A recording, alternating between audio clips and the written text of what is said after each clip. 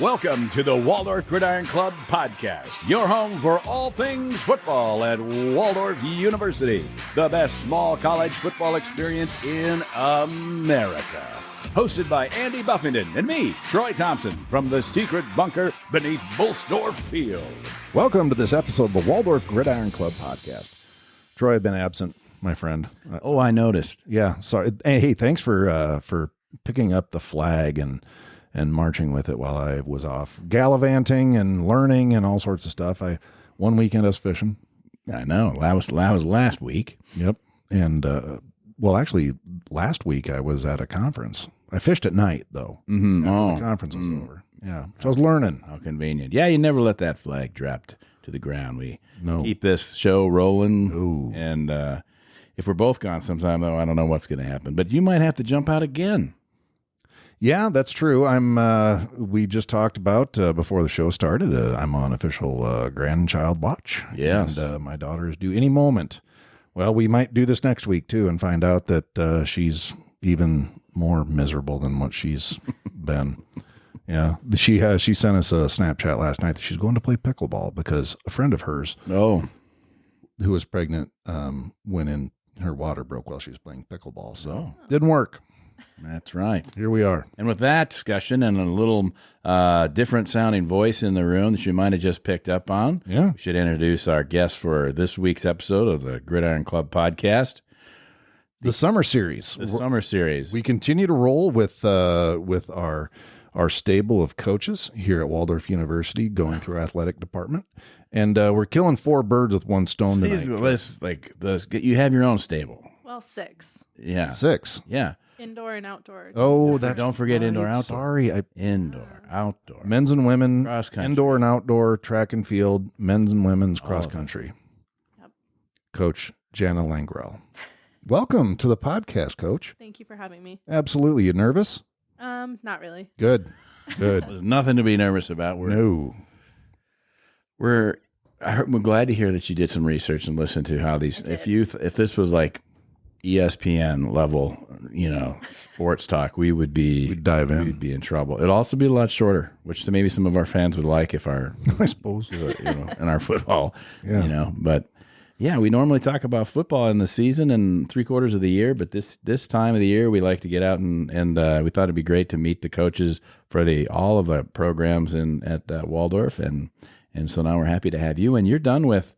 No, you still have nationals. I do. And they've got 4 people. 1. Oh, 1 person? So we had What was 4 the all-conference athletes. That's what it was. There you go. Well, I was trying to do research. And No, it's okay. Yeah. Even after conference, we still didn't have a national qualifier. Eliza McCown was our closest. Mm-hmm. She missed the 800 standard by 0.29 seconds. Oh, right there. Ouch. So, with Coach Gassman's blessing, we got to go to Illinois to go race at the University of St. Francis. And I don't like those guys. Oh, we know them. I know.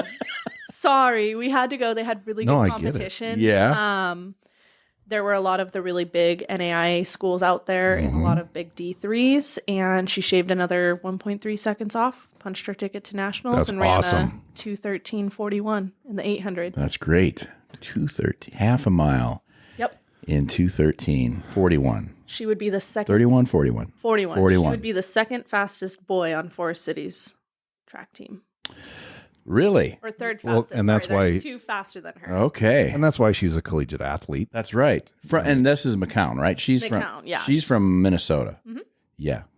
Yeah. What else you got to do in Minnesota? Yeah. And she did really well in the indoors too. She did. She also qualified indoor. Mm-hmm. Love her to death. Did not anticipate that she was going to go to nationals. So I had a whole weekend planned. Oh. Cabin rented.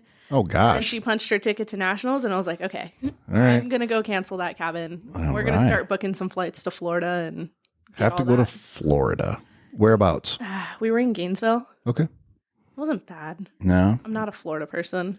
But Florida in that time of year, It wasn't too bad. that's not too bad. It wasn't as humid as it was in December. Yeah. December was awful. Yeah. And so that's indoor and then outdoor, and then you also have cross country, I do. and that's a fall sport. That is a fall sport. Yeah. And so those are it's a smaller roster, I noticed. So Yeah. when are these seasons? When's indoor season? In the winter. Okay. And so fall, you have your cross country season. Yep. And then you transition over to your indoor track and field for both men and women. Yep. And then springtime It's is outdoor. so you get like a month off, sort of almost for you kind of have a summer, but then you're recruiting Yep. and with 6 different teams. How cumbersome is that? Because you have a staff of 4, don't you? You and 3 others, or are there 4? We have 5 now. 5. Yeah. Okay. We have myself, Trevor Gorwin, who is our throws coach, Bryce Paulson, who is our He sprints. looks like he was a thrower. Yeah. Everybody asks if he played football, but he never did. Yeah. He only threw exclusively. Okay. Bryce Paulson, who is our sprints, hurdles, multis coach. Chase Bennett, who is actually, he works on main campus as our international coordinator, I believe. Chase helped out with the cutting down of the trees and planting. Yes. Mm-hmm. He's The one with the fabulous emergency. mustache. Look at Yeah. Oh, he's got the greatest mustache. He does. Yeah. Yeah. Mhm. And then we've got Nolan Reynolds, who is our grad assistant. He is our jumps coach. Both Chase and Nolan are alumni of Waldorf. Yeah. All right. Absolutely. So it's got to be kind of fun to know that you're doing something right, that your athletes want to stay and help with and build the program. Yeah, definitely. For the longest time, it was just you and Trevor, right? That was just our first year. So we came in August of 2022. Well, I came, and then he came out, I believe, the end of October Okay. of 2022. Yep. And then everything kind of happened that year. Awesome. I had to take over after indoor season, which was a lot. Yeah. I went from never having been a head track coach to here you're head track coach of a collegiate program. Hope you know something about every sport Good or luck. every event. Yeah, that was so because there was kind of a tragic situation with the previous head coach. Yes. Passed away. Yeah. It Yeah. was a bummer for sure. He was my first friend out here. Mm-hmm. So Good dude. he was. Yeah. He when I came and interviewed, we were pulling out of the field house parking lot. He was driving me back to the airport and we hit the pickleball courts and he turned to me and goes, "So I want to offer you the job." Oh. And I was like, "Oh, thank you." So then I had to sit in the car with him for 2 hours. Well, you come. And I was just sitting there and I was like, "What do I do?" That's the best close ever. It's like he's just like, I'm gonna let her stew on this. She'll either say yes or we're gonna have an awkward ride to Minneapolis. Yeah. So Driving around the airport. So, got an answer yet? Keeps going around. Oh, sorry. I knew. Yeah. I knew as soon as I got on campus, I was like, "Oh, this is gonna be my job." And I told my mom, and it was the same thing as my college process. And my mom goes, "Well, you haven't even been offered the job." And I said, "It doesn't matter. If I get offered the job, I'm going to do it." My Wow. mom was not happy about So somebody that spent pretty much your entire life, I assume, in California, Yep. the Los Angeles area, and then you come out to Iowa to interview for a job and it just felt right? that. Yeah. Wow.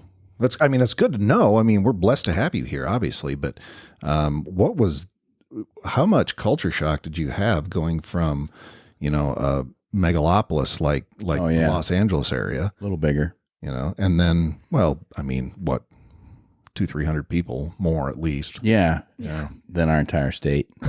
Yeah. Well, let me finish. Yeah. I've enjoyed it Okay. for sure. Like I grew up in a pretty rough neighborhood, so being able to go for a walk by myself was never a luxury I was afforded.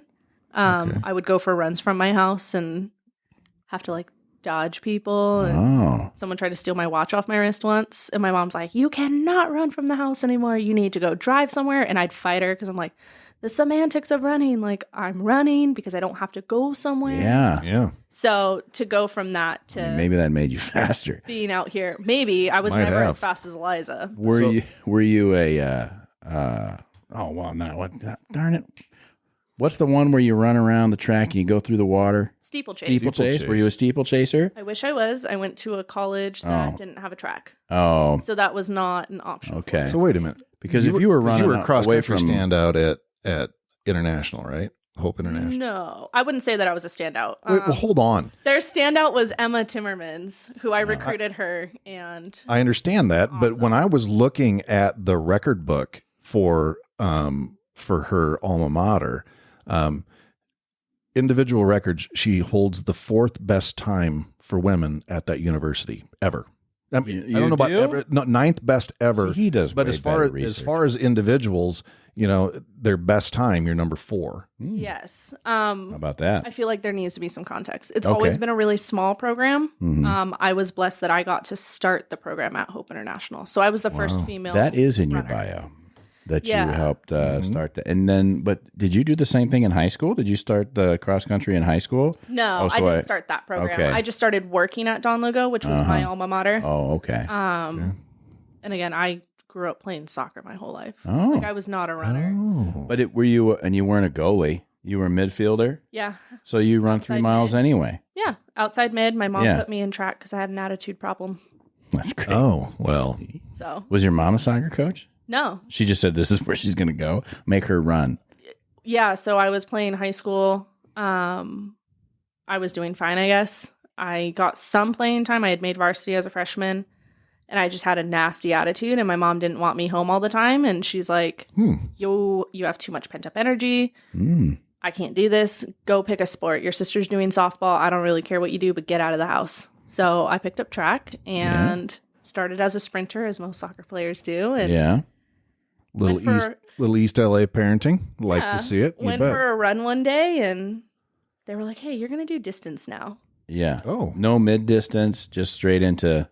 I did so when I was in high school, I would do the 800, the 1600, the 3200, and the 4x4. Okay. So that was kind of every single meet. Horrible. Those were the 4 I was doing. Did you enjoy it? 800, 3200, Really? 1600, 800s and are the 4x4. No. What'd you say? 4x4. 4x4? Mhm.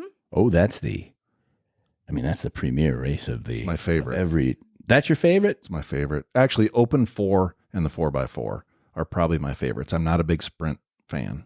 I love track. There's nothing about a track meet that I go to and don't enjoy ever. That's good. I mean, it's pure competition. It's your skills versus someone else's or another group of people's skills and endurance and just absolutely everything. Obviously nutrition and hydration and the weather plays a huge part of it. And it's just it's a pure sport. It's not a team sport like football is. Yeah. The quarter mile, I mean, that is the thing, that's how you measure horses too, like how fast are they? And that's what it's there for. I did a little 400 back in the day when it was called 440, not 400 meter. 440 yard. Yeah. Yeah. I ran 100s and 200s. Yeah. Also did that. 400 was distance for me. Terrible. Oh, yes, absolutely. Yeah. Small school. Yeah. Yeah. So anyway. So you come out here to Iowa, you take the job, you get thrust in this position, and it's just you got to learn really, really quick, don't you? Kind of, yeah. So I was super thankful to have Trevor. When all that happened, I said, hey, you can handle the throws, right? And he was part-time stipend. Yep. So he's like, yeah, I've got that covered. Don't worry about it. So then I took over coaching sprints. I do have my level 2 certification in sprints, hurdles, and relays. So I know how to do it. I know how to program. The confidence just isn't there. Mm-hmm. I had a lot of really great mentors that I could lean on during that time. One of them was a coach named Johnny down at Vanguard. He's still there. He's fantastic. He was coaching girls that were running 53, 54 seconds in the quarter mile. Mm-hmm. So, of course, I'm calling him and I'm like crying, help me, I don't know what I'm doing. And he would look over all of our training, and we still had success that year. Camarley Holmes was an All-American in the 400 hurdles, and he ran a 48-1 in the 400. Wow. So I did something right. Yeah. I didn't mess him up. No, and it's a good time. In your tenure here, there's been so many of our athletes in the track and field and cross country program that have set school records, a lot of personal best records, and just like it's phenomenal what you've done here in just a very short amount of time. Oh yeah. Well, it's I don't know how up to date this is, but 11 it's more than that now. 11 NAI and national championship qualifiers. We're at least now we're at 14. Oh, yeah, so 14, and then 3 NAI All-American performances. That's more now. That's the same. Eliza missed it. All right. One spot. Dang. Yeah, all conference awards. 11 more than that now. Conference champions. No. That's Dave? No conference champions in the GPAC yet. Oh. That's not easy to do because that is quite, I mean, for a track and field conference, a GPAC is right up there. It is the second most competitive conference in the NAIA. I did all the math. Okay. The only one more competitive is the Crossroads. And where's that? That is the Indiana conference. Oh, well, who cares? That's the one with St. Francis? Yeah, St. Francis, Indiana Wesleyan, Marion. Do they have just a bunch of like brothers, like they're all related siblings on the same program like they have in their football program? Oh, in the GPAC? No, and St. Francis. St. Francis, they cheat. I don't know, but I know the GPAC, the familial lines are strong. Oh, absolutely. Okay. Yeah. Well, it's a great conference to be in. Yeah. For sure. And that has changed for your crew as well, right? So like this was the first year for everybody at Waldorf in the GPAC, but the nice thing is that you can have success because you have individuals and in relays and medleys that are successful. Whereas like hypothetically speaking, if you're a football team, for example, I mean it's like everybody's you're either winning or you're not. Yeah. No, it was an adjustment because in the North Star, you just had up to, I think it was, you could enter up to 4 or 6 people in each event. We can update or enter up to 8 people in each event, but you have to be within the top 24 declared for outdoor or the top 18 declared for indoor. So for indoor, we had very, very, very few qualifiers. Mm-hmm. We had more come outdoor. But indoors, Eliza was the only all-conference athlete. Okay. And then outdoors, we had Eliza, Marissa, Danielle, who, might I say, skipped graduation to go to conference. Wow. I know. Well, and then Marquise. So we were super excited to see that happen. Again, I've preached to the athletes. If you can compete at the conference level, you can compete at the national level. Yeah. Especially to Marquise. For sure, yeah. Especially here in the GPAC. And, again, like you said, the number 2 as far as statistically. We think it's the best conference in the nation for 100%. Athletics throughout. I mean, you think about from volleyball, obviously football, obviously track and field, because isn't Northwestern is it track and field they're so darn good at? What aren't they good at over there in Orange City? They're kind of in the upper part of the middle pack. Okay. For us. Who's the best team in the conference as far as track and field? Doane with 180 athletes on their roster. 180? 180. How do they do that? What's that all about? Jeez. I don't know. Are they all in? Now, you've got some crossover athletes as well in different programs. I see that Robe's on as a sprinter. Yep, or Rocky. was. And Rocky Ketchum is there. Well. And I feel like there was another one. We have a couple. We have a volleyball girl that's going to come out and high jump for us, Kelly Joy. Mm-hmm. So we're super excited about that. There's a couple more football players that are going to come out and run with us. There's just new this incoming. Yeah, year. I think there's no downside to that. I don't know how the coaches feel about it, but with our kids, all boys, and we're just like, you're going to run track. Like they like golf, and I'm like, you can play golf the rest of your life, but you can, like, you're only going to get this one window in your life where you're going to be that quick. And then have people around you that are that quick to be able to be successful. And there's no downside. It helps every other sport. 100% true. Yeah. Track athletes those are the kids that are good in track are good in kind of everything else. Mm-hmm. I mean, that's true. And I was really surprised that your son Jack didn't think about taking on the track and field too. He's a little quick. I don't know if the coach ever talked to him about track, but he did. They hit him up pretty hard for baseball. Oh, that's a little harder. Yeah. I think that's harder to. I know some guys have done that, and I think it's a little tougher to do. Gerardo does that. Yeah. We don't see him in the spring very much. Yeah.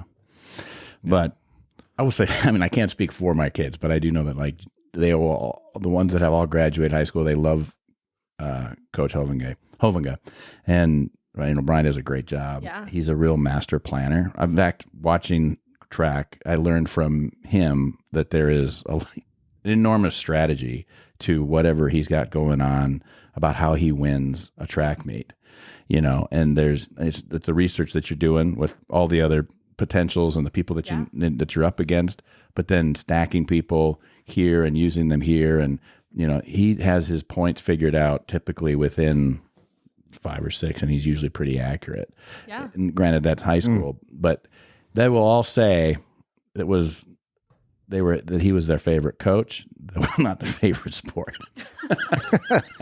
Which That's is true. fair. Yeah. Colin's conference champ in high jump, though. Nice. Yeah. So he Well, did do that. congratulations. I know. That's fantastic. Right. Who knew? Yeah. So there you go. Well, he's the tallest of. He is the tallest. Yeah, he's definitely the tallest of your clan. Where'd that come from? Don't know. Yeah. Yeah, his dad. Yeah. What is that? Thank you. Listen. All right. Anyway, back to So I'm track. Yeah. so very interested in. So Is that how they get the big rosters? Do you think Doane has that It could because be, there's a for lot of sure. crossovers? Dickinson did. That's how they do Almost it. all of Yeah, we don't like- Dickinson's football players would go and throw. And Coach Gust over at Dickinson is awesome. Like, he does such great work with his throwers. One of his girls is second in the shot put and second in the hammer in the nation. wow. So they're an awesome resource. Like, we're good with every coach from the North Star and the Yeah. GPAC. Like, track is so different. There's not a whole lot of rivalry, like, between coaches. I suppose, but Yeah. Sorry, I didn't. no, I got to throw a hammer once. I was yeah? a recreation park management major at Northwest Missouri State, That's right. and I had to take an outdoor sports class. Yeah. And our track and field coach, the head Yeah. track and field coach, was the instructor, and he made us do all the field events. Okay. And in high school, I threw a little bit of shot and disc, so I understood the mechanics of it. Yeah. And so he's like, "Here, you want to throw the hammer? It's a lot like that." And so, all right. And it was 100% fluke thing, but everything just worked right. And I chucked it out there, and they measured it, and he goes, "That was the second best throw on our team this year. You want a scholarship?" Do you have eligibility? Yeah. You need Yeah, I a have- master's degree. I have a fantastic throws coach who can help you. There you go. I don't have any eligibility. Well, yes, I've never competed collegiately, but I don't think you need a 55-year-old guy with bad shoulders on your team. You would be amazed the how old excuses. some of the athletes in cross country are. I'm good. Well, let's talk about cross country. Well, jump back though to that. So if you don't have a big roster, you've got 21, 22 on each of the outdoor track. Isn't that your right? Roughly. I think we're about 30. In that okay, Right, yeah. Right around there. Okay. Next year, we're not done recruiting, but as Yeah. of right now, when I left the office, we were sitting at 50 for next year. Oh, wow. both programs. Both programs. Yeah, That's so awesome. but then if you want to, like, so to win, and then you're talking about how we can put 8 people in, but they have to be in the 20. So I have to have 8 in the 24. I have to have a third to use all 8. Then you could theoretically you could get all the points at that. I mean, In theory. in But theory, it doesn't happen like that. No. The odds Right. of getting 8 athletes that are going to be better than Yeah. everybody else in the GPAC are Right. so tough. Yeah. But Doane just kind of ran away with it this year. I can't believe it's Doane. No offense, we do have some Doane listeners. No, I mean their coaching staff is awesome. Yeah. They're all nice. All Yeah. of their athletes are class acts. Like they have They do have a nice track and a they have nice little amazing field there. talent. Well, and isn't that true of our conference though? I mean, it's like we've had the opportunity to talk to a few coaches, and of course you meet them when you're competing, but it's like there's not a letdown in the type of character No. in the athletes and the coaching staff. Yeah. I mean, that's one of the changes that we see Yeah.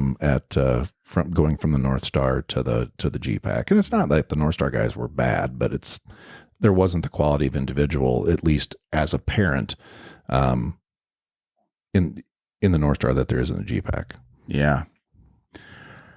Well, Okay, so what I really want to talk about, Yeah. because I'm very interested in it, is how do you coach a track and field athlete? Because, again, run faster. well, right. And how do you just can you go, okay, do it again, but faster this time? Is it all about conditioning and the weight room and what all goes into coaching all these various events? Yeah, so I think it depends on the event for sure. Again, Trevor, our throws coach, he does a great job with our throwers. As a head coach, I don't really micromanage. I trust that our coaches are the expert in that field. So I don't tell him how to run his throws program, just like he's not going to come and tell me how to train Eliza or my distance kids. But so much of what we do is sports science based. Right. And so I would say it is super similar to being in the weight room. You have to apply the same principles, progressive overload, managing stress, time under tension. So for a distance athlete, I need to make sure that I'm hitting all the correct percentages based off their VO2 max. So Okay. we do a 2-mile time trial at the start of cross-country season. That tells me their VO2 max.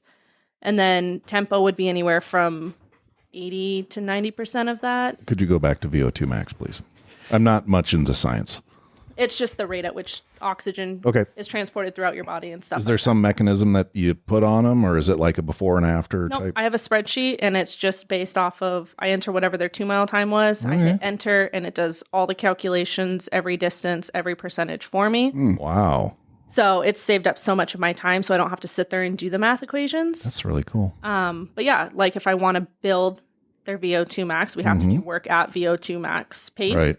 So for the sake of me not being good at math, 12 minutes is what we'll use as kind of an example. Okay. If we're doing a VO2 max workout, 400 meters at 100% of their VO2 max is going to be 90 seconds, because 90 times 4 is 6 minutes. 6 minutes times 2 is the 12 minutes for the 2-mile. Okay. So they'll do 400-meter repeats at 90 seconds with 1-to-1 work to rest ratio. So it's all about manipulating that. Yeah, What is their work? What is their rest? Sprints. We took more of a volume approach last year because we had to. They had to be able to replicate good, hard efforts multiple times over, whereas here in the GPAC, you might only qualify in one event. So Right. you need to be primed and ready for that one. So we almost take a bit more of a feed the cats approach, but not quite, because sometimes I worry that feed the cats isn't enough volume. But again, that's for Bryce to kind of figure out. We'll put our heads together sometimes, and he'll ask me, hey, how does this look? We did that with the Sprint summer program that we were going to send out. And I was like, hey, you have 400-meter runners doing 4 miles of work here. Maybe we shouldn't. That's quite a bit of work for our sprinters. Yeah. They might freak out. So then it was literally just us, like, just typing it out, not sitting and thinking about it a little bit more. So we check each other's training. We keep each other accountable, and a lot of equations, but remembering that, like, they are people. Right. So while all these equations are really important, and it's important to know, like, hey, this is what VO2 max pace is, this is under perfect circumstances. So I've very quickly had to learn how to adapt to Midwest weather. Right. Yeah. That's the big thing. Bit windy around here. Just a bit. So then I'll take that 90 and I'll modify based off of weather. I'll check in with each athlete. Hey, have you eaten today? How much did you sleep last night? How much water have we had in the last 72 hours? And I had one athlete, when I asked him that, he said he's had a gallon of sweet tea. And I'm like, great. So I need to slow your pace way down, because clearly you haven't had any water. And that's just kind of the approach we take. They are a person before they are an athlete. They're a student before they're an athlete. So physically, mentally, and emotionally, if we're not taking care of that, nothing else is going to work. Like, they're going to have a bad workout and they're not going to be happy. And they're going to have a bad workout and I'm not going to be happy. So it makes more sense for me to just send them home one day, say, hey, you're not in trouble. Go take care of whatever you need to take care of and come back tomorrow. So do you work them out in groups then, just as groups? Like, you don't have to have, or do you have everybody there all at once? I mean, you got 5 coaches. So, I mean, you can do everything all at once, but you also could, I mean, maybe that works. Do you do everything at once, or do you just during the fall? Yeah. Yeah. But during indoor season, because the throwers aren't able to get down to Mason with us, because we don't really have a clear place for them to throw, and we definitely can't do the weight throw at the high school.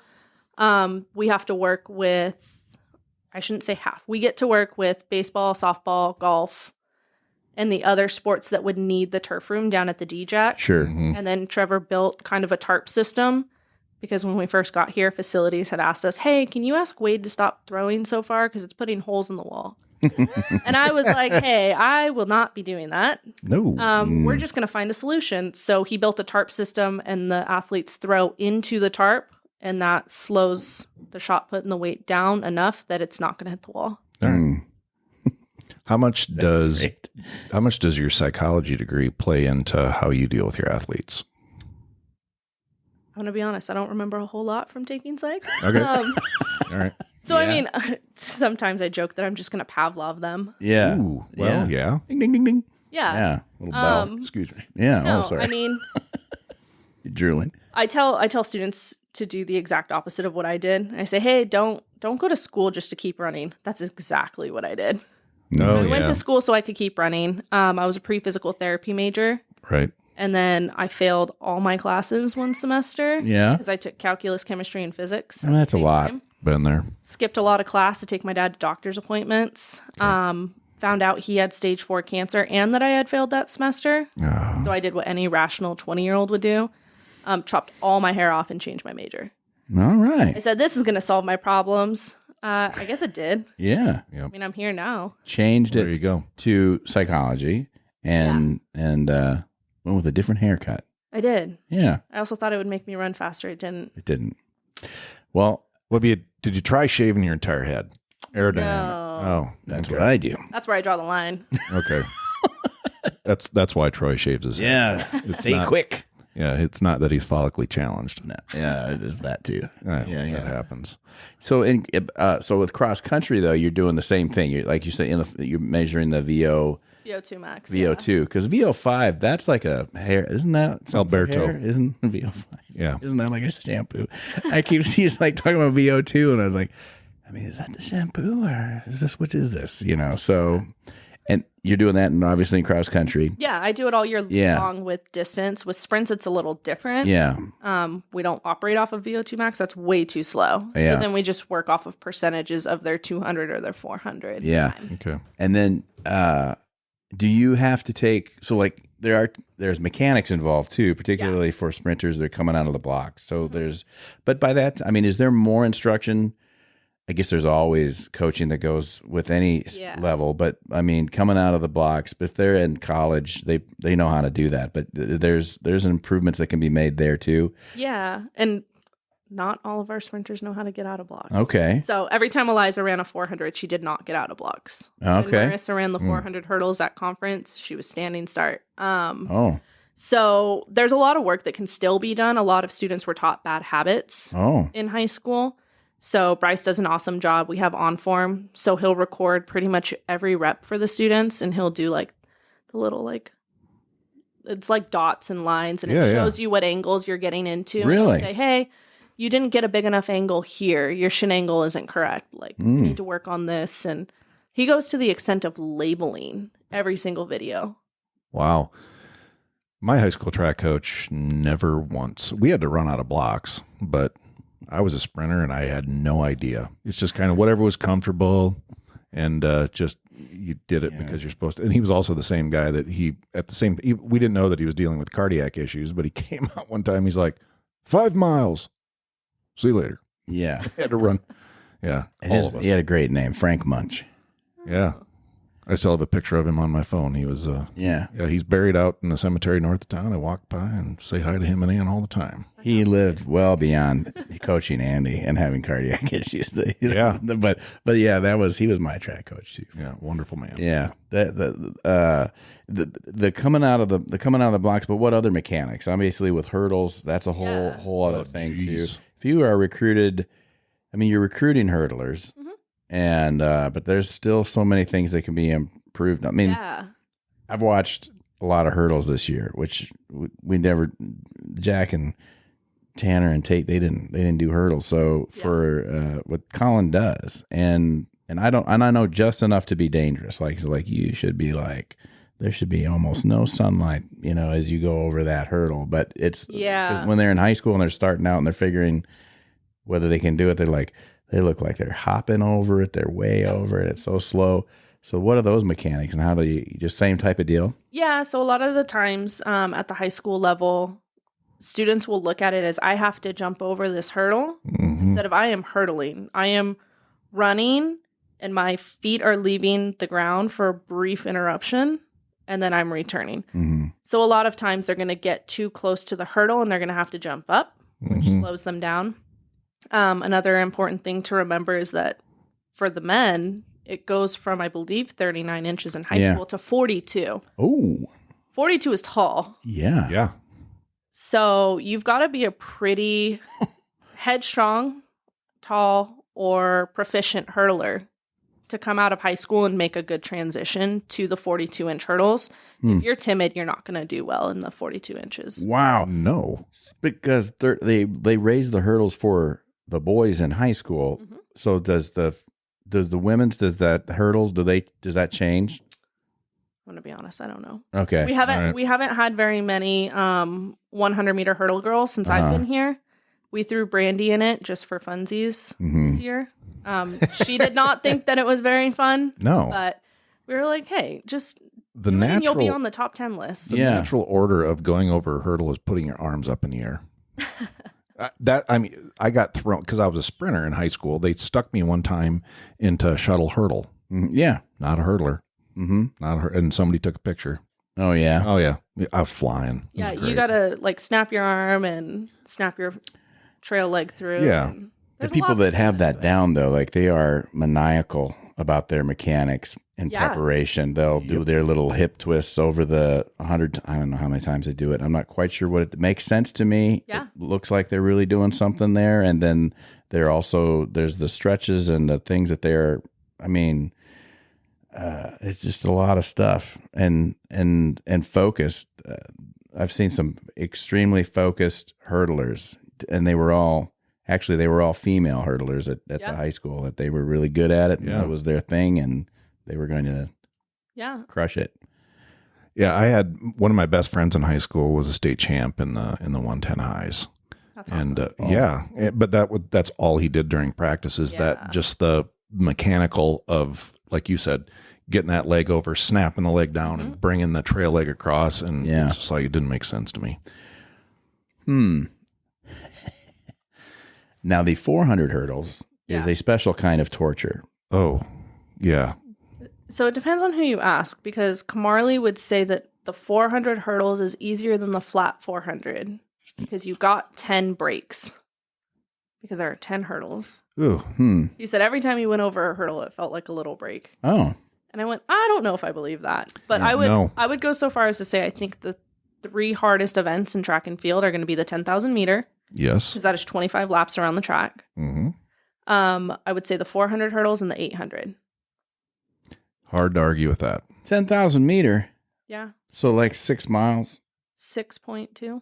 And they're doing, again, so he was telling me that earlier. I was like, well, the cross country is like 5K is 3.1 miles, right? But we don't do the 5K anymore. No. We do the 6K, which is 3.7. In cross country? Mm-hmm. Oh. So you do the what now? The 6K? 6K. That was voted on by the NAIA a couple years ago. Really? Yeah. Okay. And that's 3.7. 3.7. Mm-hmm. Yeah. Wow. No. There's a 10K. On the track. Yeah. 25 laps. Yeah. Danielle did it this last conference race. That's what she was all conference in. Really? 7th. And that's awesome. But and again, I've seen some of your athletes out there, and some of them weigh like 40 pounds. That's Danielle. Yeah. Just tiny and just like always running. Like whenever you see these athletes, they're always out just running the streets and running around the trail. Like, have a great time. Yeah. We had one workout where people would think I'm awful, but she had a 2-mile warm up, and then we had 25 400s with a 30-second rest. That sounds fun. Well, wow. But once you're dialed into that 10K pace, like you don't need all 30 seconds. I could have reduced it down to 15 and she would have been just fine. Holy cow. I mean, I'll tell you this. I appreciate the 10,000. I do too. But Never did it myself. I also appreciate that they don't do that in high school as a parent. Spectator at all. Yeah, absolutely. 25 laps. Yeah. I mean, what's everybody doing at that time? I mean, we asked our athletes to just sit. We didn't want them standing for all 40 minutes. I said, hey, just sit and cheer for Danielle. Is that how long it takes? It took her about 40 and change. Yeah. Yeah. Or I think 42. She ended up having a 1.5-minute PR.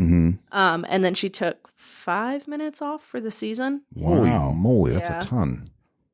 Wow. How do you, in the organization of a track meet, then where does that 10K go? Depends on the track meet. Sometimes it's at the start of the meet. Sometimes it's at the end. For conference, it was one of the last events. Really? Yeah. Oof. On the first day. So it would be day 1 and then day 2, because usually day 1 starts in the evening. Okay. So it was really cool that first day of conference. We had 2 all-conference athletes. That's great. Right? No. Yeah, I think so. I think Marquise's long jump was on day 1.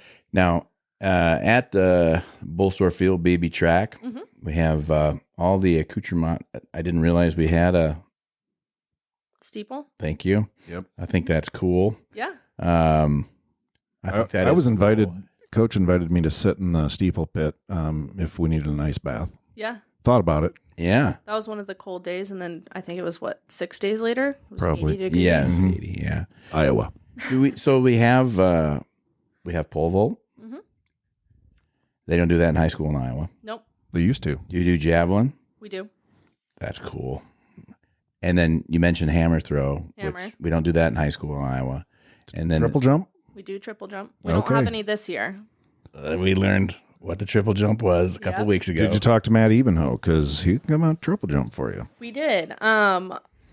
That first year, again, when I was trying to figure out everything, I was like, Matt, teach me how to coach jumps because I don't know what I'm doing. Yeah. And we had Zach Morrell, Yeah. and he's like, Oh, I need right. help with pole vault. And I'm sitting there watching a YouTube video, and I'm like, yeah, I guess that looks fine. Looks like the video. Run fast, stick it in the hole, and go over that bar. Yeah. Yeah. High as you can. Yeah. Those are cool things. And they don't have them in the high school. They had him in high school the year before my freshman year. Javelin? Not javelin, pole vault. Oh. Yeah. Then I guess it got dangerous or something. I don't know. Well, it's probably a liability, I suppose. But that's awesome. So Yeah. we have people in all of those positions as well. Not pole vault this year. I mean, you have to find them somewhere else, don't you? Yeah. Last year, Or make them. Nolan Reynolds, our GA, Okay. we made him a multi because the North Star did the multi for conference on a different weekend. Is that So- something like the pentathlon or the Yeah. decathlon? Do they do the decathlon? They did. Yeah. So he was doing the decathlon. Sorry, I said heptathlon. Yeah. He did the heptathlon indoors, but he did the decathlon outdoors. Okay. And we just thought we would be giving up points if we didn't put them in. Like, we had to put someone out there. So I had to coach Nolan how to pole vault because we didn't have Coach Paulson yet. And same thing, Nolan would be like, hey, coach, like, what do I do next? I'm like, I don't know, Nolan. Like, we got to let the YouTube video progress. That's right. Watch this. Like, give me another 60 seconds and I'll tell you what the next drill is. That's great. But we got him over 10 feet. Yeah. wow. Cleared 10 feet. And I'm like, holy crap. That is amazing. That would be frightening. It's a little daunting. You're coming down 10 feet. Yeah. Maybe. Well, and you hope that 7 you're going to land in the bag. Yeah. Like, I'm pretty sure I went straight over, and then you end up on the side. Yeah. Land on the It's a pretty concrete. big mat. You'd have to Yeah. try pretty hard to miss it. I Is can it do the same thing like with a high jump where you got to get, no, because the bar doesn't come down. No. Well, yeah, you can knock the bar down. Yeah. I But thought there's like rubber bands on it or something. No. The bar comes that's a down. practice. Oh. Like, they've got the practice one where it's got like the pool noodle material on it. Yeah. Okay. All right. So you knock the bar over. It's just like the high jump, Yeah. except it's with a pole. That's pretty cool. And if they knock it up, so like if you get off the mat before the bar falls, are you still okay? Yeah, so they got rid of that rule. Oh, they especially did? with high jump because you had athletes springing off of the high jump pit and getting hurt because Oh. they were trying to get off before the bar fell. Okay. So I think there's like a little time window. Like as long as it doesn't immediately fall, they're okay. Okay. But too many athletes were getting hurt, so they changed that rule. So how do you find the okay, so managing the difference between the does the indoor season, I know it says you said the winter, but like does that mean January? Are you in December as well? Like are you here when the basketball team is Yeah. and then we're on break and Yeah. okay, you are. Not the whole squad. So because the break is so long, we've opted to just telling students like, hey, if you are local, we are doing a meet the first week of December. Yeah. You guys can come. We will take you. Everybody else. So like we've got a lot of kids from out in California. Right. They want to go home. Yeah. So we say, hey, go home. Here's your training packet. You got to keep training. And then I bring the team back a week early for the spring semester. Mm-hmm. And we go through a week of like getting them back into a routine. We do their academic stuff, set up their calendar, make sure their planner is set with all of their assignments. Like we're doing everything to make sure that they're going to be successful in the classroom. We do media day, and then we have a meet that first weekend that I bring them back the week before school. Wow. Oofta. Because that meet basically just shows us like, okay, who actually did their winter training? Yeah. And when they're crying and they're like, this hurts, I can't do this. I'm like, sorry, bud, you're not skipping your next event. Like this is showing me whether or not you trained. Yeah. So depending on how bad they want to hurt, they're going to get their training done. So with all of these, so 6 total programs that you're in charge of, how many of the is there an advantage to having the athletes here over the summer, or is that something that, you know, some of the other programs, they'd love to have their athletes here, but same token, I guess if they're is track something, or these, you know, running events, are those things that they can do pretty much anywhere? And but what about your throwers and your so jumpers? we've never tried that. We're gonna see. We have one thrower from California that hates California. He's like, I do not want to go home, coach. And I'm like, Okay. hey, clear that with your parents. Like, Yeah. do what you got to do. So he'll be here and he'll be throwing all summer. And so Trevor is working with him. We're going to see what we can do over the summer. But like with Eliza and my distance kids, I don't need them here. I can just, we use Strava. So I just take a look. Hey, you've been running too fast, too slow for your recovery runs. Like adjust it here, adjust it there. Let me know how your workout goes. So say that again. What do you use? It's Strava? Strava. It's like an app. So I can show you what it looks like. But it's basically going to show me a map of Looks where like a they phone ran. to the listeners. Really? We don't have Kind of like any- Life 360 for your athletes. Okay. Man, imagine if Chapa got that for the football team. Like, you spent 7 hours at a bar. What are you doing, man? Yeah, that's right. 0 hours at a workout center. And it was here in Forest City. Well, why didn't you call? So like today you can kind of see like that's the route that Eliza took for her cool down. Okay. It'll tell me her pace. That's awesome. And it took her 9 minutes and 9 seconds to get through her cool down. Understandably so. We had a really hard workout. It'll tell me that her heart rate averaged 161. The max was 171. It'll give me her cadence, which was 171 steps per minute, but her max was 178. So I can look at all of this. And I can see like if athletes are telling me that they're hurt, I can go back and look at their recovery runs and be like, okay, well, yeah, you're hurt. You're running too fast on your easy days. Okay. So that's usually the Is hardest. that going off their phone or a smartwatch or Either. They can run with the phone or they can run with a Garmin. I don't prefer that they use the Apple Watch. I know that is hypercritical because I'm wearing one. Yeah. But I just don't feel like the pacing and the GPS is as good as a Garmin. Interesting. Interesting. That's what they indeed. do. Yeah. I mean, I've got a Garmin fish finder, but Oh, so do I. oh yes, you do. It's not hooked up, but you know, You'd I'll love get there. You'd love to have it. Yeah. Exactly. Oh yeah. Well, that's so talk about recruiting a little bit. So you know that, I mean, you said you're still recruiting.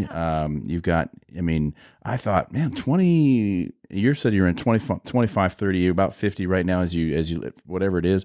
And I thought, well, that's pretty good because I mean, there's a certain number of events, and I think that's probably pretty good.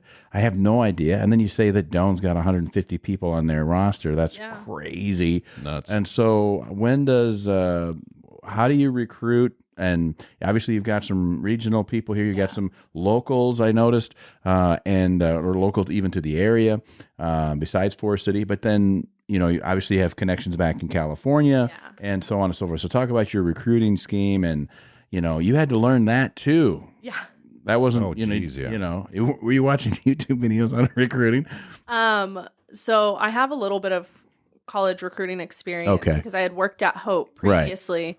So when I started here, I told myself, like, if I could work at Hope, if I could sign kids to come to a school that was $37,000 and change with zero track, like we didn't have a track of our own.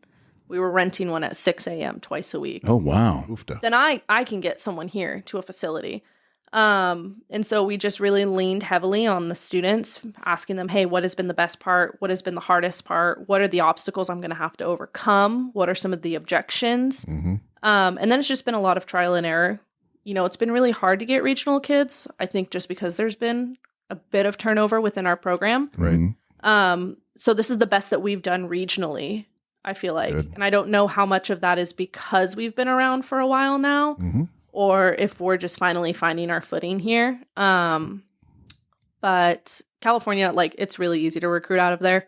Everything's so expensive I suppose. that Yeah. it's like, hey, come out here and it is not that expensive. You can come here and what you're paying for in tuition, room and board and fees is going to be less than what you're going to pay for tuition out there. And you have way less people.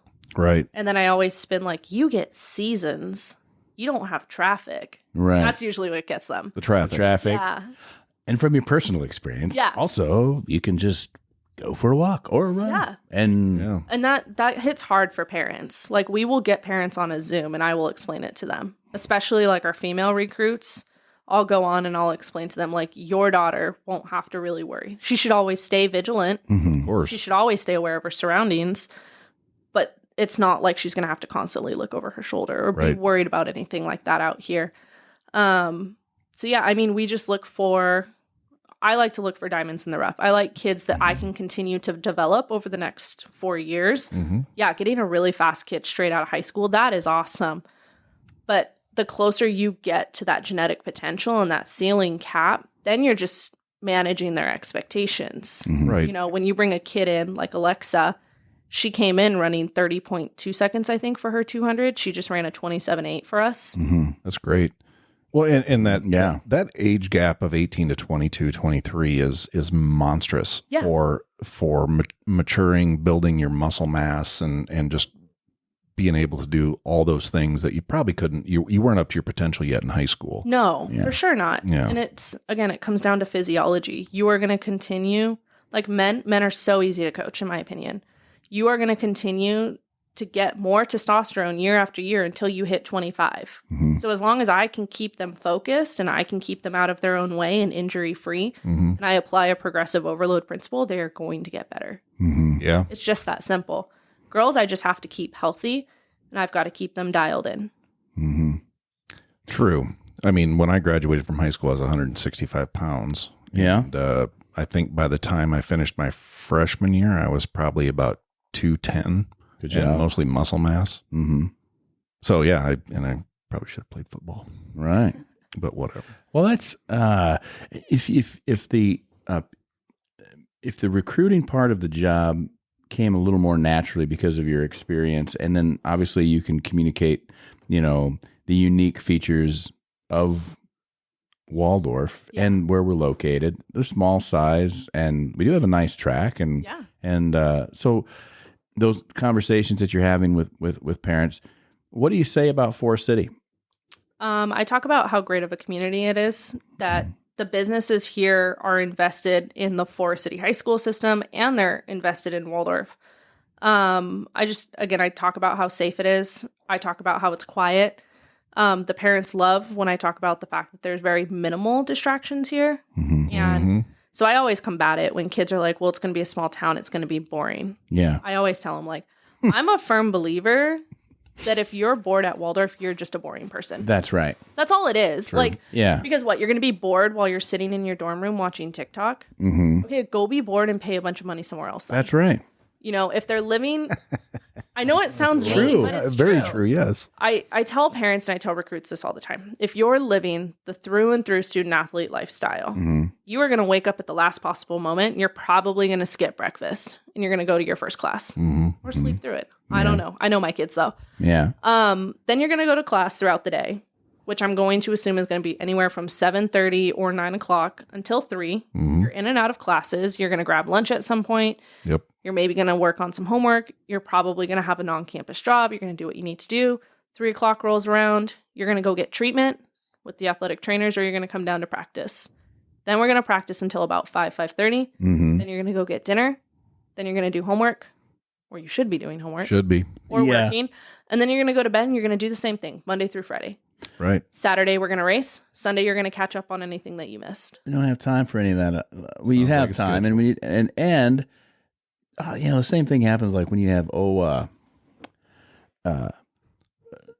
there's nothing to do, and it's like a small town. There's nothing to do. And I was like, oh, you're gonna go to a big town? You don't have any money. Yeah. You don't have any money. You're a poor college kid, and if you're gonna go to some of these other places, you're gonna be even poorer college kid. Oh, it's great that you're in a city where everything costs more anyway, and it's like you can go do stuff. My favorite thing is when they tell me something like that in front of their parents and they're like, well, there's no nightlife. And I'm like, how did you plan on getting into a bar? Do you have a fake ID? And the parents look at them and Yeah, I'm like, don't do this to me. yeah, Yeah. I'll never forget when I was on the alumni board. We did a professional development day with. Do you have a fake ID? And then you're like, if you would like one, you should. Yeah, exactly. Oh, no. Yeah. Oh, we have that Go talk see the with her. Gridiron Club. No, we talk to our kids about that every year. I'm like, hey, here is all the biological things that are going to happen Yeah. if you are drinking. Here's what's going to happen. And every year, kids will do it. I've had kids come to practice, and I'm like, you definitely were up all night drinking. I don't feel good. I can't practice. I'm like, that is not happening. You are going to get on that line. I'm going to bring you a trash can, and we're going to put in work. You want to make adult decisions. You're going to be an adult, and you're going to be responsible. Yeah, please don't You're gonna puke on the run. turf. Best way, by the way, to get rid of that is to run. I mean, there's a lot of Army time behind me that says, we still running in the morning, buddy. All right, so we need to go a little bit deeper and get to know Coach. Yes. So, grew up in California, East LA. I assume that you listened to the Cheech Marin song "Born in East LA" on repeat. No. Okay. That's an So was it Pomona, Pomona, yeah. Pomona, California, and then you went to school in Fullerton? For college, yeah. Yeah. Okay. So, what was it like growing up in the LA area? So I lived in Pomona, and all of my schooling, sports, everything like that took place in Chino. Okay. My parents were both born and raised in Pomona. There was a big gang presence. There still is to this day. So they wanted to get us out of Chino, or out of Pomona into Chino. My mom's grandparents built the house that we live in. Nice. So I'm the fourth generation to have lived in that house. Wow. Great. So I mean, it was, I don't know, for me it was normal. I've talked to Callie up in athletics about like what my childhood was like, and she just looks traumatized, and she's like, how is that normal? I'm like, I don't know, Callie. Like, She's a farm kid from Worth County. Come on. like I could differentiate a gunshot from a firework, no problem. Yeah. I don't know how many people, out here there's always hunting. So Yeah. most people. Yeah, but still, you just kind of, must be duck season. That's right. Yeah, absolutely. That's the first question. Nobody really flinches, but they're like, what season is it? I guess it's murder season. Yeah, somebody's hunting coyotes. Yeah. Somebody's hunting coyotes. So you grew up there. Any siblings? Yeah, I have a sister and a Okay. brother-in-law now. Oh, very nice. Yeah, Brent, I noticed on your hand you've got something really kind of pretty. Ew. What's going on? Oh, with that? yeah. I am engaged. Yay, congratulations. Oh, yeah. That's so awesome. Good for you. Any big plans? I mean, We are going to get married next summer. Okay. nice. After nationals. Yeah, we got Maybe engaged at right. nationals. We got engaged right before nationals. Yeah. That's why we were going to go to the cabin. But I was terrified that the plane was going to go down, and I was like, Oh, I'm going to okay. die before we get married. Yeah. So no, the plane didn't go down. Clearly, Yeah. That's good. that was right before when all Yep. the planes were going down at the start of the year. Seemed like it, yeah. So I think the most fun part was telling the athletes and like I'll them bet. figuring it out. Yep. A bunch of the throwers had no idea that we were together. Really? Yeah, so they were clueless. So that was a lot of fun. But we're gonna have the wedding back in California, hopefully Nice. next summer. I don't know. Is that where he's from as well? Yeah. Okay. So the funny thing is, we actually went to school right across the street from each other. Okay. He went to Cal State Fullerton. I went to Hope. We went to the same track meets. Right.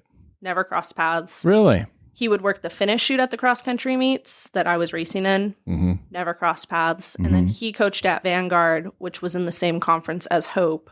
We coached against each other.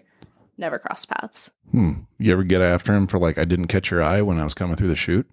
No. No. 'Cause Yeah. He's just so focused on whatever he is doing, Okay. like with throwing and stuff like that. He's all self-taught up Absolutely. until college. So Well, that's great. Congratulations. That's That is That's awesome. really exciting. I love that.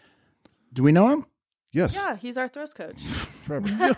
Did Yeah. you say Trevor? No, I No, you never said it. No. Well, congratulations. I'm like, Well, I'm sorry. I knew that. you didn't. I mean, I didn't you know knew that they were engaged, but I knew that, I didn't that know that. she was having a relationship You have with, to with one of her spell- staff You members. have to spell it Okay, out don't say with it like me. Yeah. That sounds awful. Yeah. You have That's to, all right. You have to spell it out for me. That's great. Wonderful. Well, I like that for so many reasons. You've been here this is your 5th season? Oh, no. No. No, this is my third. Third. Yeah. Oh, yeah. 3rd season. Sorry. 3rd season. That's right. Yeah. How do I get my numbers wrong? Reading's hard. But so 3rd season. It is. And then I like it when you have even more reason to stay and develop a program. You really can make this. The track program isn't that old. No. I mean, this No, it is really isn't. the 11th or 12th Yeah. year in existence. yeah. And so you really have that opportunity to make it Yeah, your program, I'll which be is here for 5+ more years if I'm given the opportunity to. Yeah. Good. That's good to hear. Got to get 150 people on the roster. Yep. So you got Please mom. don't give me that roster goal right now. Oh yeah, let's do it. Oh, that's not coming from admissions. That's just saying, like, how do you do that? I bet there's a lot of. But There's got to be a lot of That's sharing. the thing. Like, I do want a big roster. Yeah. I want to grow course. it at the right rate. Yeah. Mhm. I coached at a high school where I had 180 cross country kids. Holy cow. Shoot.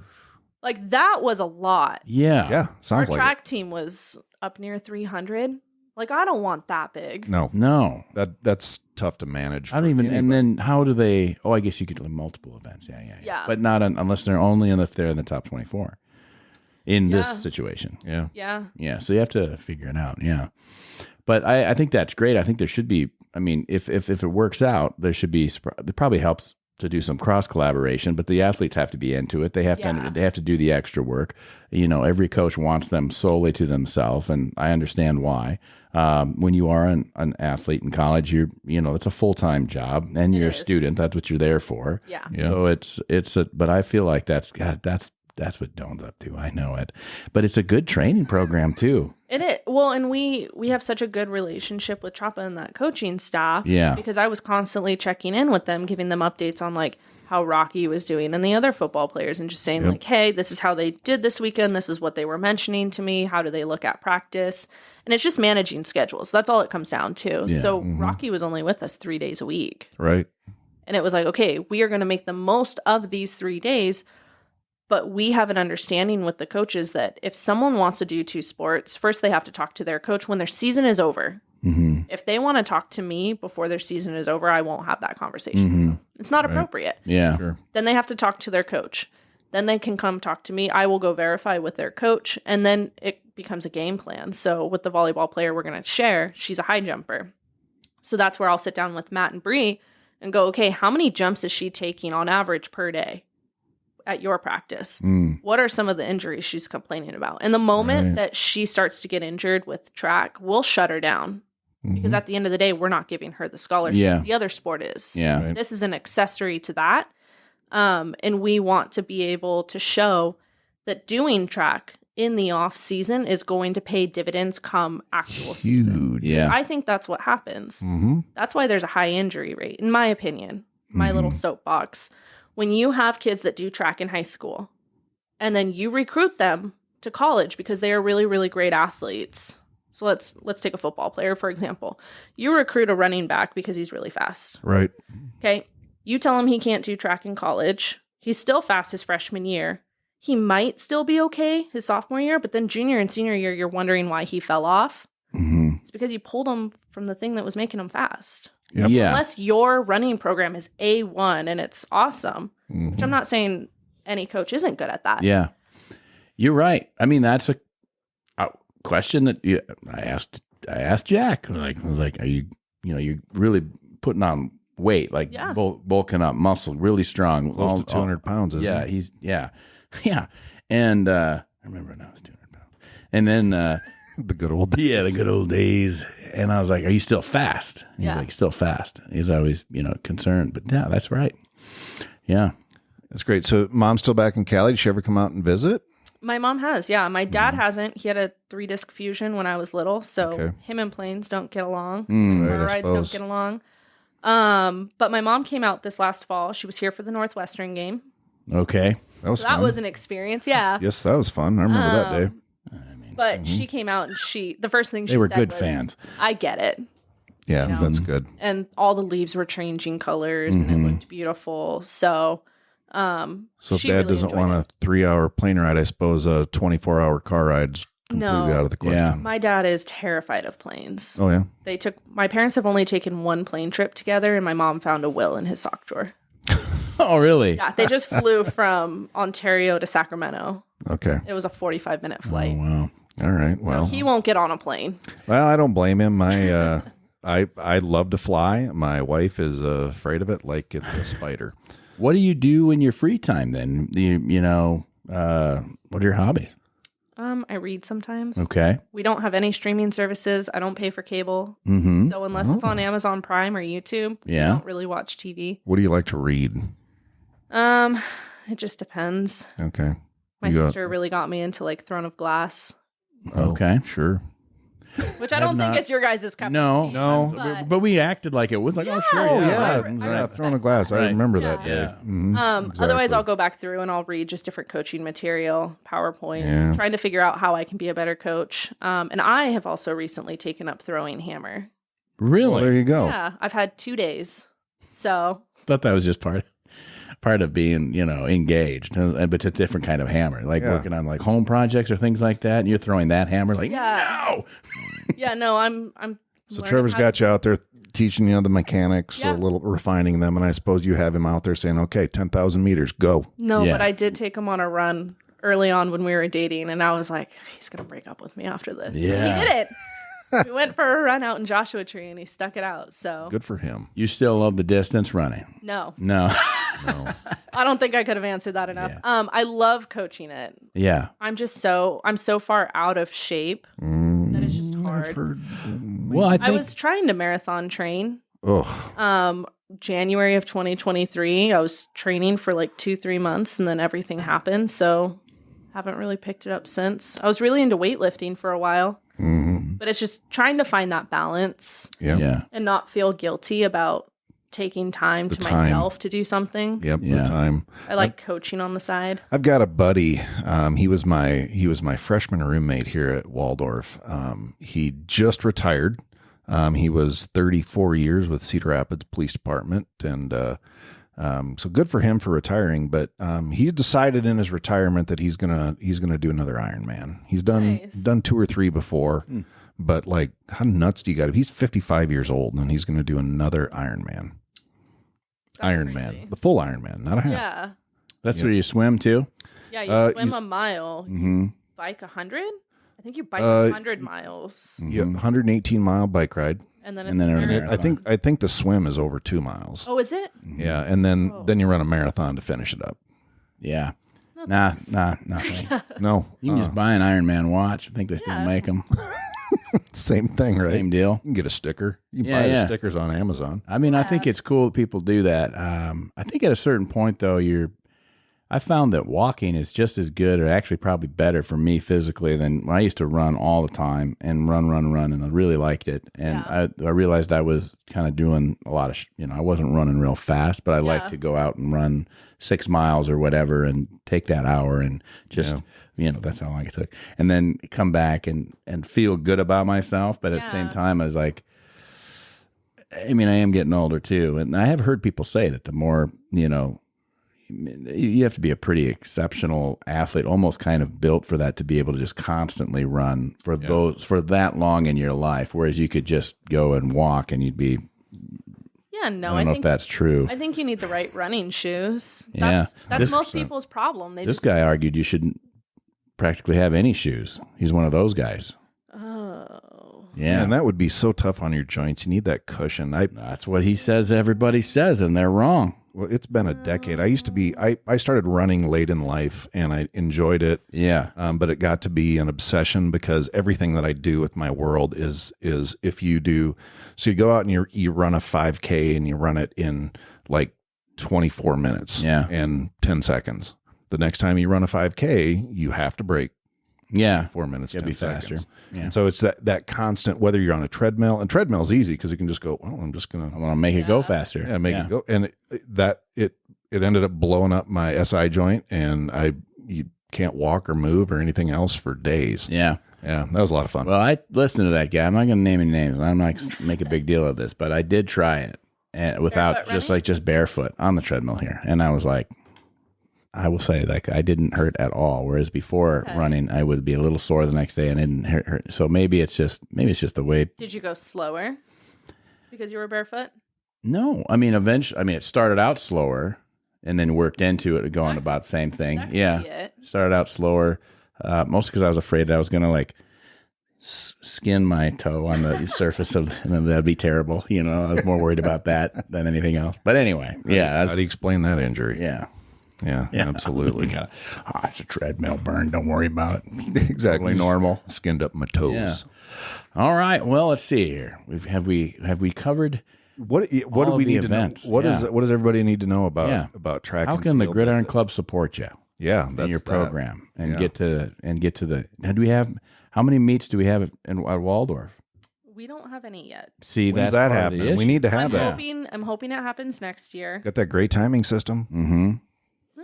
It just doesn't work. Yeah, I was like, Oh, I was at that middle school meet. Yeah. A lot of it was hand timed. The first year that we got this really great timing system and everything else, and it didn't work for any of the events. I was at that track meet. My daughter ran in that meet, and it was like, well, we'll just hand time it. Who's got a great timing system? Wayzata, and they're just spot on. Yeah, we would go with either Wayzata or Black Squirrel. Black Squirrel's out of South Dakota. They're fantastic. Yeah. I had a weekend picked out, and then one of my good friends called me and said, "Hey, don't do anything this week because you are in my wedding." Oh, And I was like, "Oh, okay. dang it!" So we're looking for a new week. We're looking at the month of April, Nice. hoping for some cooperative weather. the last 2 years, early April has been like 70 degrees. Yeah, and then it's so- the last part of April that gets cold. That's what we're kind of looking at. Instead of going to University of South Dakota, we might have it out here, just for a hopefully less windy alternative. We'll see. But yeah, I've never hosted a track meet. We need to do that. A high school meet, so I got to figure that out. But We'll get the Gridiron Club to come in and help out with event stuff. There's a new event person for the university. Yeah, Noah. Yeah, Noah is the guy now. Garrett left apparently. Yeah. Noah Miller is the new guy in charge of that. And then a track meet takes a little bit of, takes a lot of hands. A lot of doesn't moving it? parts. Yeah. Just Andy and I out there moving hurdles, grumping at each other. And then, I don't move hurdles. I have ideas on how we could get a lot of volunteers. yeah. Oh, we You can just do have it. to raffle some stuff off. Okay. You work, you get a raffle ticket. We're going to try to raffle off like $100 to shooters or something. I don't know. I got to A ask. little bit of swag. I got to ask yeah. what we're allowed to What you're raffle allowed off to do, first. But yeah, no, I've had a couple coaches already tell me, hey, when you host, this is the event that I want to work. Okay. I'm like, okay. How are the college? I've never been to a college track meet. I hate to admit it, but I haven't been. I've been to all of the types of high school, including the state track meet and down at Drake for the relays. And I mean, I love the announcer that they have at the state track meet, and he's phenomenal. Is that how the track meets are at the other places that you go to in college? Not Are they always. No. There's Yeah. some that are like that. I think Simpson does a really good one. Okay. That's the same weekend as Drake relays. Oh. So usually what happens is all the big D1s are going to go to Drake relays, and anybody who didn't get in is going to be at Simpson. Nice. So it's still a really high quality meet. I'm trying to think of some of the other ones that have been really good. Like all of the meets have been really well run. Mm-hmm. Even Grandview had a little hiccup where they started the 200 meter off of the 400 meter stagger. Mm-hmm. So if you were in lane 8, you got about a 25 meter advantage. Ah. And I had one of my girls come through in 25, and we were trying to tell the timer, like, hey, something happened because they flipped it for the wind. Mm-hmm. And he's like, no, this is accurate. And I was like, hi, I don't mean any disrespect. I love my athlete to death, but she did not run a 25 Yeah, low. yeah. I know my athletes, and Yeah. I believe that she can do anything she puts her mind to, but not that. Yeah. Yeah. So Personal best. even that one, like that was still a really great meet. And I think it's just about the people. Yeah, you got to have that starter official that knows absolutely everything about every event. That makes a good track event. Oh, 100%. I do feel that if I were to be an official, You want to be the announcer? You No. should have just asked. Hey, well, can I be the announcer? if you need an announcer in a pinch, we'll Perfect. figure that out. Yeah, to he'll get this do it. deal. He's great. But Ever been to I a was football saying, game? if I was going to be an official of any type of sport, like a referee, I would track is that you get the gun, And the red coat. you got the little microphone. So it really combines all the things I like. You got the special jacket. They're grumpy typically. Usually you Make got good the money, orange too. sleeve. Yeah. And they're like, shot. You don't even have to be good on the microphone. No, no. You know? So I always thought that's the one. There's like 3 people, 2 guys, mainly one. And, that's just great. I know people who have gone out of retirement to just work track meets on the weekend. Yeah. And they Yeah. make a couple thousand a month. Is that right? Yeah. I always said if I got out of coaching, I would go into officiating or timing Mm-hmm. because I don't want to get out of the sport. No. Yeah. Interesting. I mean, I'm not taking it that serious, but I always thought that'd be a good one for me. You could have a guy could eat a hot dog and officiate at the same time. Because you got a gun in one hand and like, I had a hot dog. If you ever want to see like a super efficient meet, Azusa Pacific, the Brian Clay Invite, I think this year they had 26 heats of the 1500. Holy moly. And you're going to fit about 18 to 24 people on the track in that race. And when that previous heat, when the last runner hits the home stretch, they will start the next heat. Wow. Like when I'm telling you they are efficient, Wow. they are so efficient. Well, when you have 26 heats of the 1500, I mean, that's going to be at best, each heat is going to take 5 to 6 minutes. In a regular track meet where you're Right. waiting for everything to finish and then start, yes. But for the men, it's going to take about 4.5 minutes. Yeah. Yep.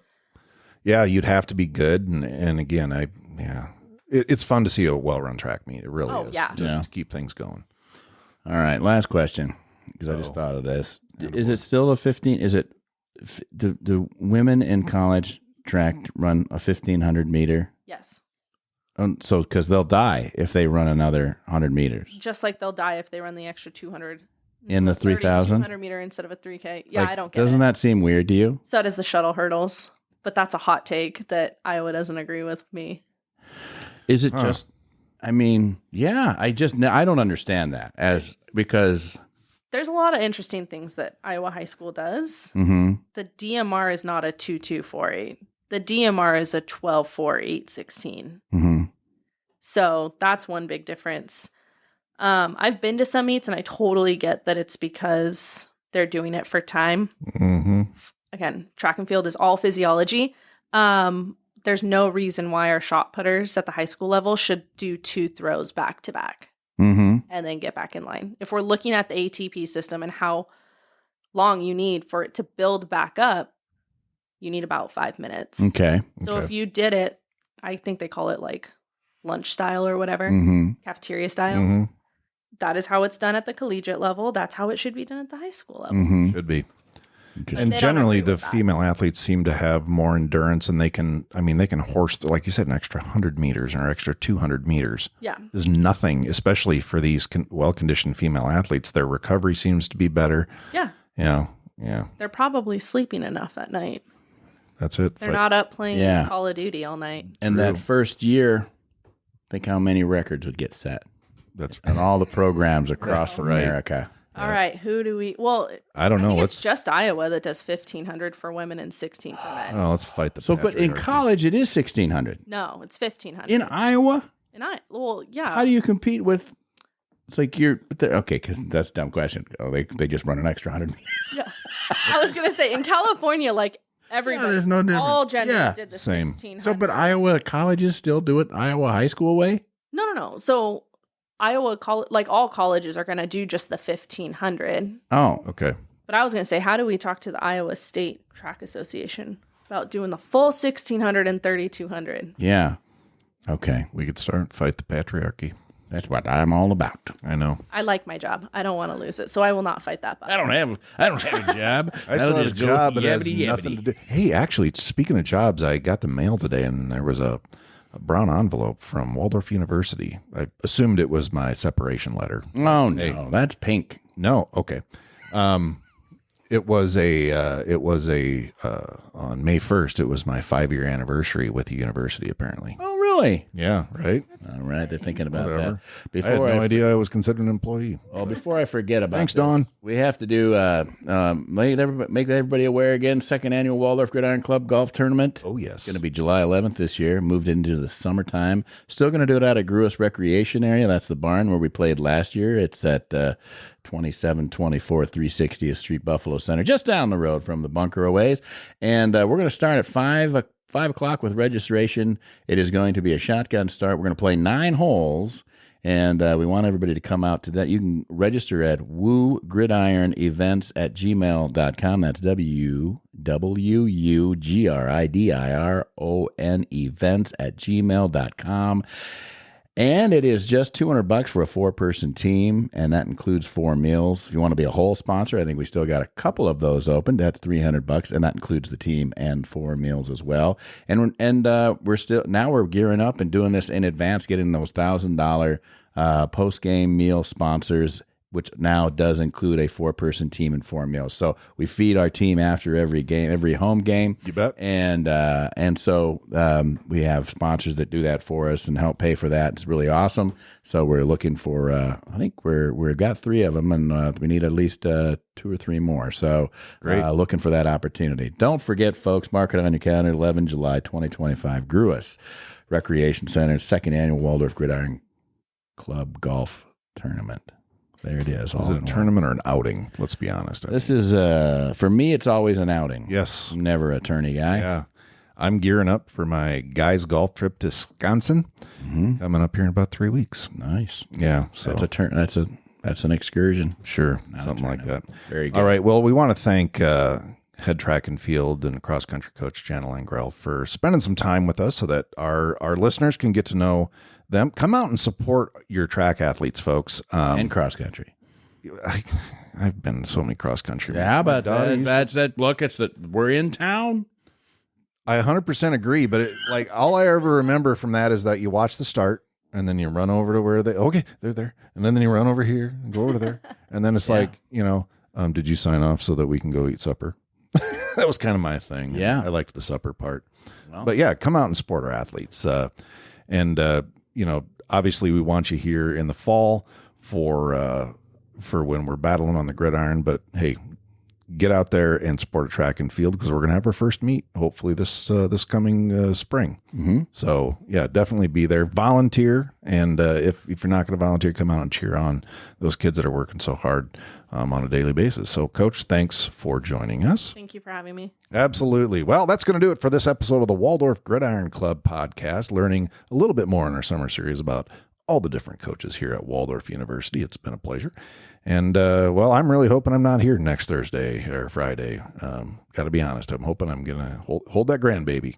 Well, I hope you're here in spirit. And if you are physically in Mizzou, then that's fantastic too. Agreed. All right. Well, folks, thanks for taking time out of your day to listen to the Waldorf Gridiron Club podcast. For Troy Thompson, this is Andy Buffington. And forever and always, go Warriors. You can join the Waldorf Gridiron Club and be part of the best small college football experience in America. Just visit our website and pick your membership level. Find us and everything Waldorf Gridiron Club related, including professional photos, at waldorfgridironclub.org. You can also click on the Support the Show link in the show notes to donate.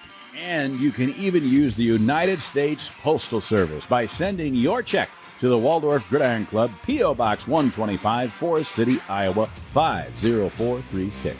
It's tax exempt, hassle-free, and has a level for every budget. That's right. Anyone can join, even our rivals. Show your colors. Join the Gridiron Club today. Get it? Got it. Fantastic. The Waldorf Gridiron Club podcast is hosted by Andy Buffington and me, Troy Thompson. Produced by Sunnyside Farm Studios in beautiful rural Forest City, Iowa. Platformed by Buzzsprout and music by Soundstrike. The Waldorf Gridiron Club is a 501c3 nonprofit organization dedicated to the student athletes of the Waldorf University football program. Our mission is to assist the program in maintaining the best small college football experience in America.